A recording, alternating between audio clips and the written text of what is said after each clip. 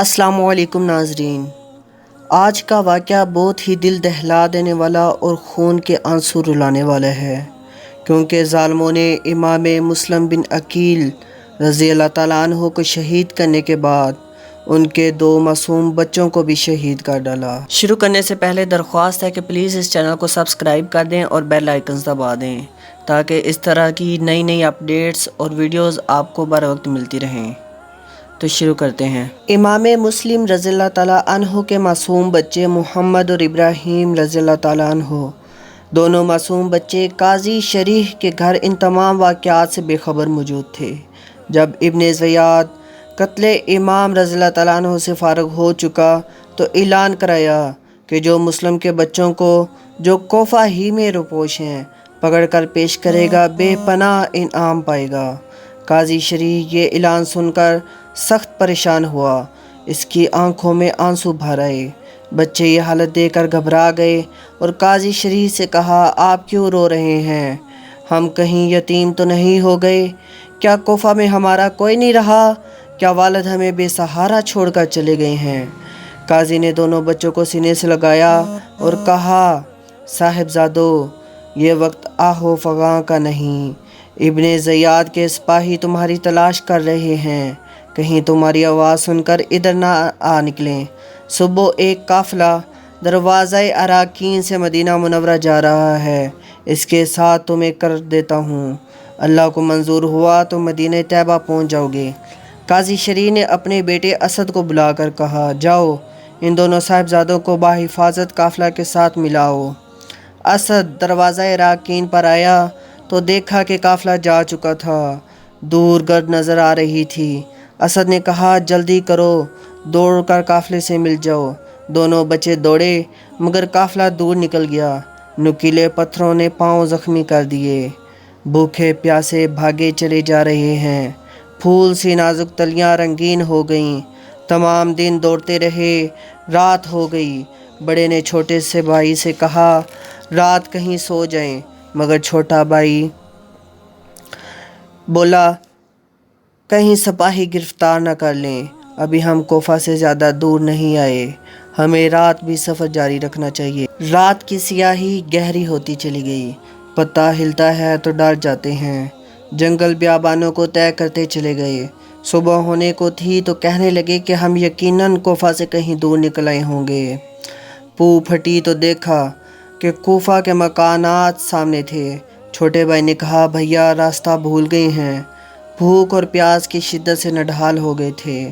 چمنستان نبی کے مہکتے پھول مرجھا رہے تھے، کہیں چھپنے کا ارادہ ہی کر رہے تھے کہ ایک ظالم سپاہی نے دیکھ لیا۔ دونوں لال ابن زیاد کے دربار میں سہمے کھڑے ہیں۔ ابن زیاد نے حکم دیا کہ انہیں جیل خانے بھجوا دیا جائے اور کھانے پینے کو کچھ نہ دیا جائے۔ جیل کا داروغہ مشکور نہایت نیک انسان تھا۔ آدھی رات کو کھانا کھلا کر قادسیہ کی راہ کی طرف لے گیا اور اپنی انگوٹھی دے کر سارا ماجرا کہہ سنایا، وہ تمہیں کسی طریقہ سے مدینہ پاک پہنچا دے گا، یہاں مجھ پر جو گزرے گی میں سہ لوں گا، مگر ناخن تدبیر گرہ تقدیر کے کھولنے سے عاجز ہے۔ قدرت کو کچھ اور ہی منظور تھا۔ بچے تمام رات دوڑتے رہے۔ صبح ہوئی تو پھر کوفہ کے بازار نظر آ رہے تھے، پاؤں میں چھالے پڑ گئے۔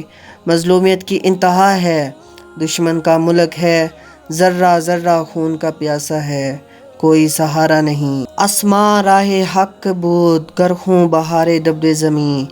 پیاس بجھانے کے لیے ایک تالاب کے کنارے گئے تو ایک عورت پانی لینے کے لیے آ رہی تھی۔ اس عورت نے دونوں بچوں کو دیکھ کر پوچھا کہ تم کون ہو؟ بچوں نے کہا کہ ہم مسلم بن عقیل رضی اللہ تعالیٰ عنہ کے بیٹے ہیں، یہاں ہمارا کوئی نہیں، ہم ہاتھ باندھ کر عرض کرتے ہیں کہ ہمیں مت مارنا، ہم بے قصور ہیں۔ اس عورت کی آنکھوں میں آنسو آ گئے، بولی، صاحبزادو مت گھبراؤ، میں جس کی کنیز ہوں وہ ایک محب اہل بیت عورت ہے، چلو میں تمہیں ساتھ لے چلتی ہوں، وہ تمہاری خدمت کرے گی۔ وہ عورت دونوں کو ساتھ لے کر مالکہ کے پاس آئی اور کہا، جنت کے 2 پھول لائی ہوں، یہ امام مسلم کے نور نظر ہیں۔ اس عورت نے دونوں بچوں کو گود میں لے کر پیار کیا، کھانا کھلایا اور مکان کے پچھلے حصہ میں سلا دیا، اور کنیز کو تاکید کر دی کہ یہ راز میرے خاوند سے پوشیدہ رکھنا، وہ تو انہی کی تلاش کر رہا ہے۔ دنیا کی دولت کے لالچ نے اس کی آنکھوں میں دھول جھونک دی ہے، وہ اندھا ہوا جاتا ہے۔ ابھی یہ باتیں ہو رہی تھیں کہ اس عورت کا خاوند گھوڑے سے اترا اور اپنی بیوی سے کہا کہ جلدی کر اور کھانا لا، میں چاہتا ہوں کہ مسلم کے بچوں کو جلدی گرفتار کر سکوں، ہم انعامات سے مالا مال کر دیے جائیں گے، اتنی دولت ملے گی کہ تم سنبھال نہ سکو گی۔ عورت نے کہا کہ میں ایسی دولت پر لعنت بھیجتی ہوں، نفرت ہے تیرے ارادے پر ظالم، ان بچوں کو قتل کر کے کیا لوگے؟ حشر میں خدا کی بارگاہ میں کون سا منہ لے کر جاؤ گے؟ حارث نے کہا میں ایسی نصیحت نہیں سننا چاہتا، اگر کھانا تیار ہے تو لاؤ ورنہ میں جا رہا ہوں۔ مکان کے اندر دونوں بچے خواب میں اپنے والد کو دیکھتے ہی اور چیخیں مار کر اپنے والد سے چمٹ جاتے ہیں۔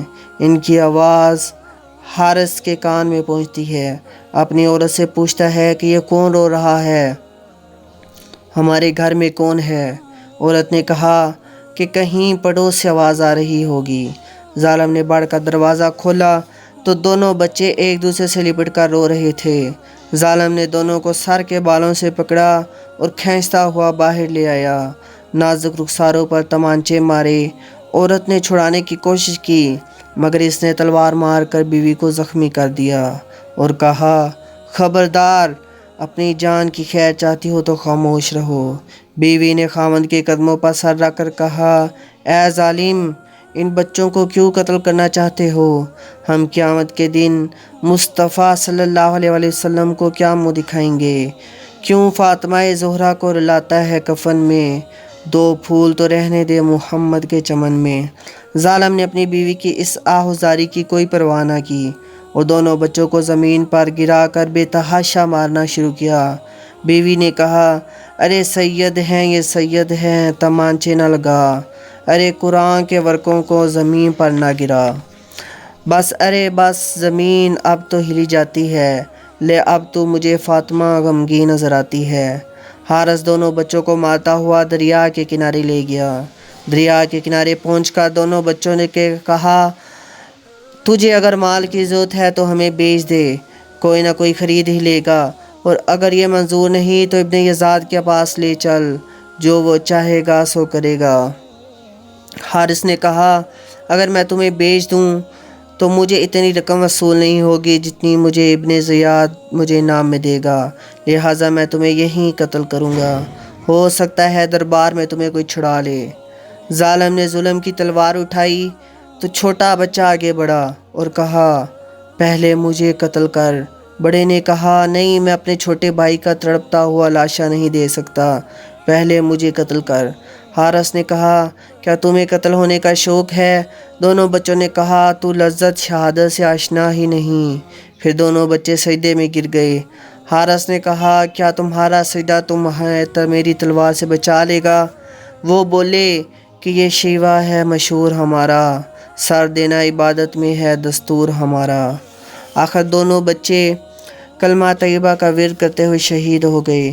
انا للہ و انا الیہ راجعون۔ ظالموں نے دونوں بچوں کے جسموں کو دریا میں پھینک دیا، دونوں جسم آپس میں مل گئے۔